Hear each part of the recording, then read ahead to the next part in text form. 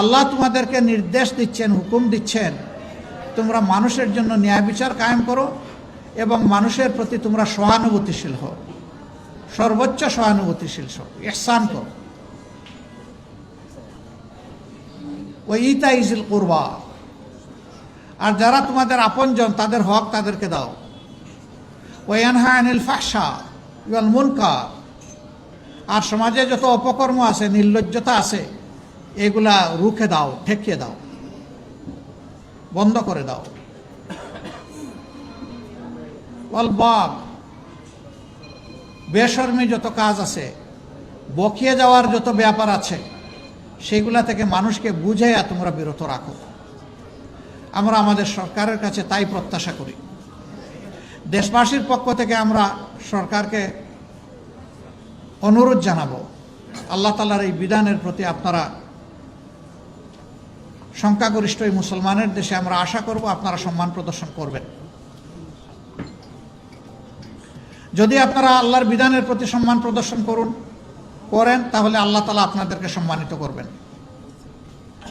কিন্তু যদি আপনারা এ পথে না হাঁটেন তাহলে দেশেরও ক্ষতি হবে, আপনাদেরও ক্ষতি হবে।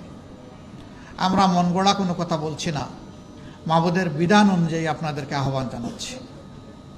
আমরা এই দেশকে ভালোবাসি, দেশের মানুষকে ভালোবাসি।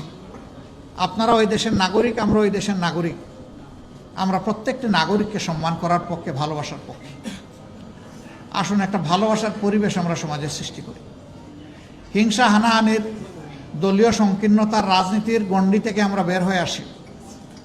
আজকে পবিত্র এই রমজানের দিনে আমি আহ্বান জানাবো, শুধুমাত্র দলীয় পরিচিতির কারণে আল্লাহর একজন বান্দা কিংবা বান্দি যেন জুলুমের শিকারে পরিণত না হন। এটা যদি করা হয়, এটা হবে ইতিহাসকে অগ্রাহ্য, অমান্য, অশ্রদ্ধা করার শামিল। অতীতে যারা যে যুগে যখন এটা করেছেন তারা ঠিকমতোই আল্লাহ তাআলার পক্ষ থেকে পাওনাটা তারা বুঝে পেয়েছেন। আমরা আশা করব সরকার আল্লাহ তাআলার সন্তুষ্টভাজন কাজগুলা করবে। যে কাজে আল্লাহ তাআলা অসন্তুষ্ট হন সেই কাজ থেকে নিজেরা বিরত থাকবে এবং দেশবাসীকে রক্ষা করার তারা চেষ্টা করবেন। সম্মানিত সুধীমণ্ডলী এবং আইতামবৃন্দ, আমরা একটা দায়িত্বশীল দল হিসাবে আমরা আল্লাহ তাআলার কাছে দোয়া করি। আল্লাহ তাআলা যে কারণে এই রোজা আমাদেরকে উপহার দিয়েছেন তার সঠিক শিক্ষা এবং বারাকাতে যেন আমরা পাই এবং এদেশের মানুষ যেন পায়, সমস্ত রোজাদাররা যেন পায়।